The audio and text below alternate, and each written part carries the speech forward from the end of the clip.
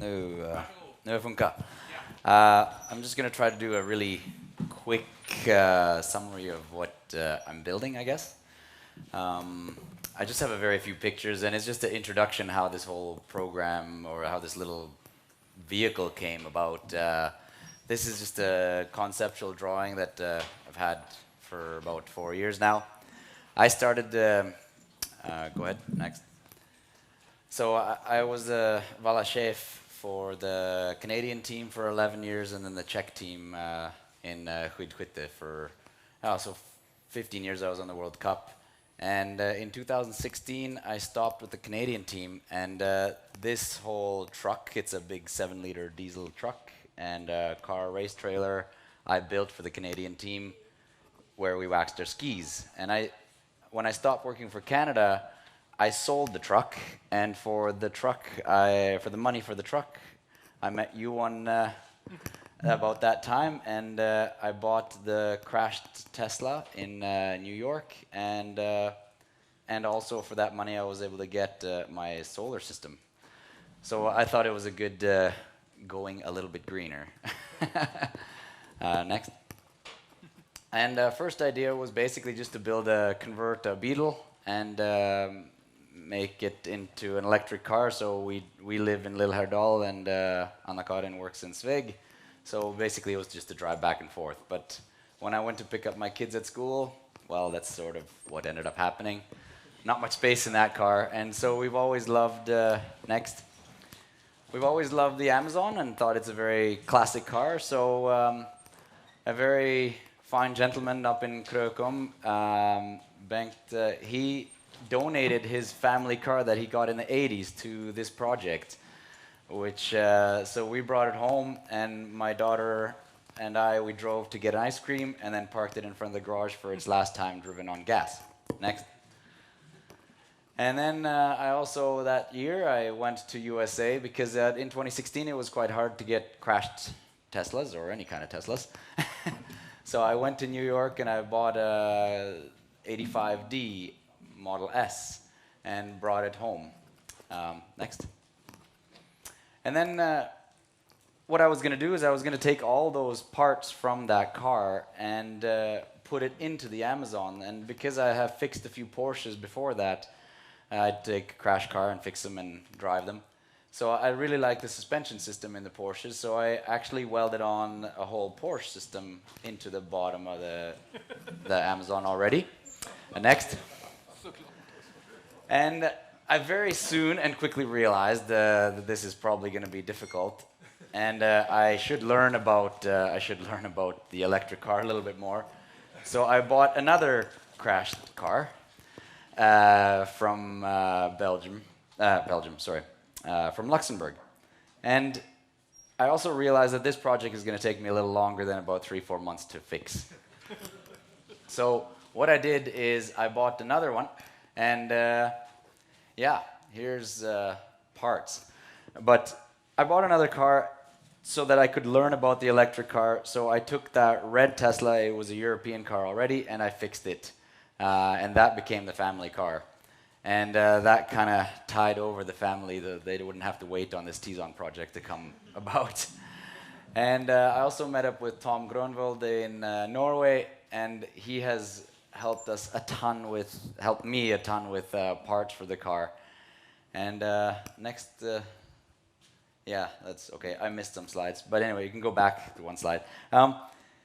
Basically, I realized also really quickly that, taking a car that was designed for about 100 horsepower on a good day, and putting in 800 horsepower of electric components might not be the best way to go.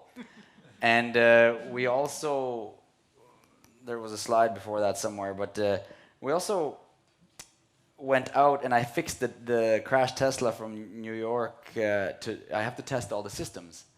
And we were driving around with it with our family and with the kids out in the forestry roads, not on the road. And just testing everything, and I was like, man, it's such a waste. Everything has been engineered and designed so well. Why throw all that out the window and start to put in, Porsche and all this stuff? And so that's where I quickly decided to, or quickly, I decided to basically, okay, I have to basically take the Amazon and put it over the Tesla. And the biggest hurdle in that actually was the windshield. How are you going to make a windshield? But through the local people that there's a lot of people in Sweden that love to work on cars and tinker with cars. And so through all these contacts I made, I actually found it wasn't really that difficult to go get a custom windshield made. So, sort of. And so that's where that's, so then I cut up the whole Amazon, I took away all the stuff I've done to it, learned how to fix Teslas and learn how to drive them and how that whole system works by doing the family car. And then I came back to the project, and that's when I actually removed the whole front end of the Tesla. So you hear this is, I had to remove this whole thing, put on a new front end from Gronvold's, new, it was from another crash car. But so, you know, the 3 R's, reduce, reuse, recycle, that's definitely this project. Taking that to the next level. And yeah, so that's just a short little summary of what I'm doing. And the last slide. So this was last night, and it's the first time I actually took the Tesla, the TeZon, out of the garage. I was really hoping to have to actually drive it onto the trailer, and so you can drive it around. It is ready for that. I've done all the tests, but I still need to do some software updating because it was an American Tesla, and I, you know, changed everything to make it European. And so now it's. Nicholas put on the website that it's 90% done, and that's a little bit funny. I'm not sure which part is 90% done, but it's the plåt job, the metal job is mostly done. I have actually all the glass is ready and built, and it's about to start to go into all the body work just for paint, prepared for paint. And then it's going to be the interior work and some other special little bits and pieces. But yeah, questions? You have to crash test it when it's finished. Do you know the Swedish Hot Rod Association? No. So that's another thing. I've actually been working with the Swedish Hot Rod Association, and they're very good at helping builders like myself to take a car and figure out how to register it and put it on the road. So, for example, being the whole idea, this is not going to be a garage queen. This is going to be my daily driver. And Johan has kindly offered to sponsor the project as well. And so there's going to be a solar panel on the roof and to basically negate vampire drain and et cetera, et cetera. And it's a daily driver, so I put a tow hook on the back and etc. Like it's gonna be, it's made to be used. It's gonna charge at the Tesla superchargers, which is gonna be fun. Go ahead. Yeah.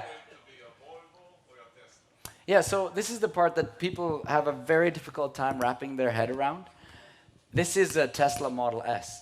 Everything is Tesla Model S. The outside skin is looks like that, but the interior and the dash, tomorrow I brought it up to Östersund so you can come check it out. But basically, the seats, the seat belts, the airbags, the autopilot one, it's all Tesla. It's everything is Tesla. So when you lift the hood up, you'll see Tesla. It's a Model S, and it's gonna be a P100D, so almost. Yeah, 800 horsepower, so. Are you gonna break that story to the old owner of the Amazon? Yeah, so he was, it was his family car, his first family car in the 80s, and he was very kind to donate it to the project, and I phoned him when I decided to, okay, I'm really gonna chop up your car even more than I thought I would. And he's like, you know what, it's gonna have a new life, and that's what I wanna do. I don't want to actually only make an old classic car. I may take basically mixing the new with the old, and I wanna give this car another 50 years of service. And I think using piggybacking on Tesla's engineering that they have done so well, is going to allow me to basically have a really nice daily driver with about 500 kilometers of range and get to 100k an hour in about 2.5 seconds. Let's round it up. Big applause for Tom Zidek. Thank you.